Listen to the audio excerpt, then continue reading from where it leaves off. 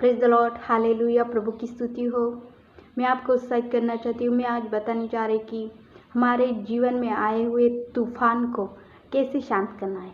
तो आइए वचन में देखते हैं कि मत्ती के 8 अध्याय के 23 वचन में कहा गया है कि जब परमेश्वर नाव पर चढ़े तो उसके पीछे चेले भी नाव पर चढ़ गए और थोड़ी देर के बाद झील के किनारे तूफान उठने लगा और लहरों से नाव ढकने लगी। तब परमेश्वर सो रहे थे। फिर चेलों ने जाकर परमेश्वर को उठाया और कहने लगा, हे परमेश्वर, हम नष्ट हुए जा रहे, हमें बचा।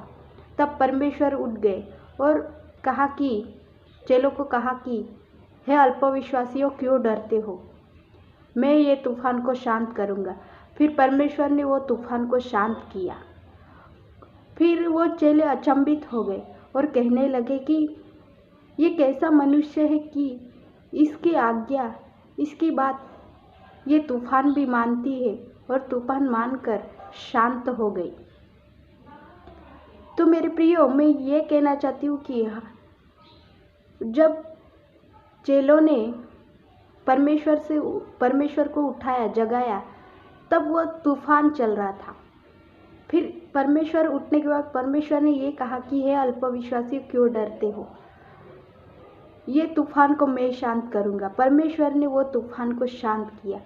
वैसे ही हमें हमारे जीवन में आए हुए जीवन में तूफान को शांत करना है। तो कैसे? जैसे परमेश्वर ने वो तूफान को डांट के शांत किया, वैसे ही हमें भी हमारे जीवन में आए हुए तूफान को शांत करना है। हम देखते हैं कि हमारे जीवन में दुखों की बहार आती और तूफान आते, लेकिन वो तूफान से सामना करना है, वो दुखों को दूर करना है, वो दुखों से बाहर निकालना है, बाहर निकलना है। कैसे? परमेश्वर के वचन से प्रार्थना करके। मेरे भी जीवन में वैसे ही हुआ था। जब मेरे पति बाहर काम पे गए थे तो उसी दिन बहुत बारिश होने लगी। ऐसे तूफान आया, मतलब हवा चलने लगी, बहुत सारी बारिश के ऐसे पानी के धबधबे निकलने लगे।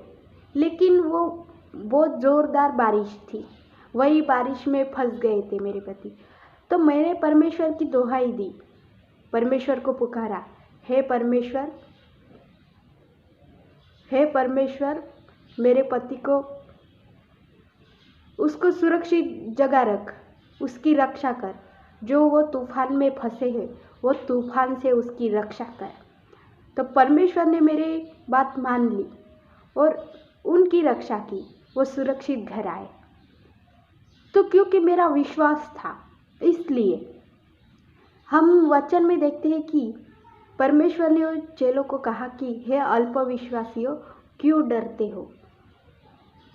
अगर वो चेले विश्वास रख के कहते हैं कि परमेश्वर के नाम से उन्होंने आंधी को डांटा होता तो वो आंधी तूफान शांत हो जाता था, लेकिन उन्होंने वैसे नहीं किया।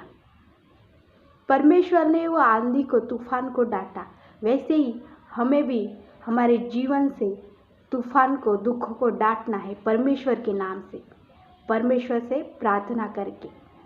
परमेश्वर ने भी वो तूफान को डांटा, वैसे ही वो शांत हो गया।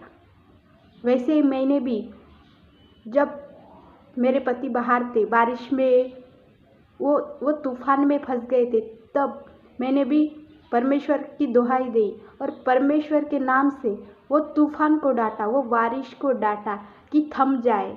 बिजली कड़क रही थी, उनको डांटा परमेश्वर के नाम से। वो बंद हो गई, तुरंत बारिश बंद हो गई और तूफान भी शांत हो गया। तो वैसे ही आपके भी जीवन में ऐसे बड़ी बड़ी तूफानें आ सकती है, लेकिन आप परमेश्वर के नाम से वो तूफान को डांटो। जैसे परमेश्वर ने वो तूफान को डांटा, वो तुरंत शांत हो गया।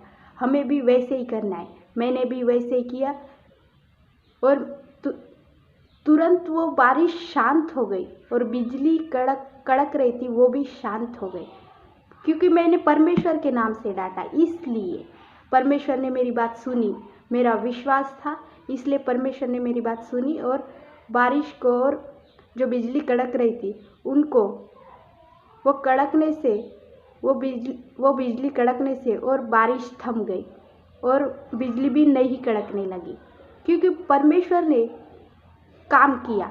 मेरा विश्वास था इसलिए मेरे जीवन में जो आए तूफान को वो शांत किया और मेरे पति की रक्षा की।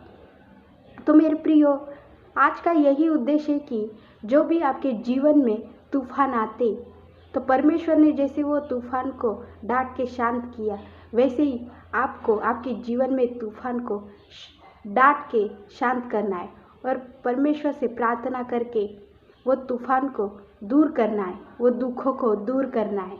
तो मेरे प्रियो, मैं यही कहना चाहती हूँ कि आपके जीवन में से हर एक तूफान को, हर एक दुखों को परमेश्वर के नाम से डांटो और परमेश्वर से प्रार्थना करो।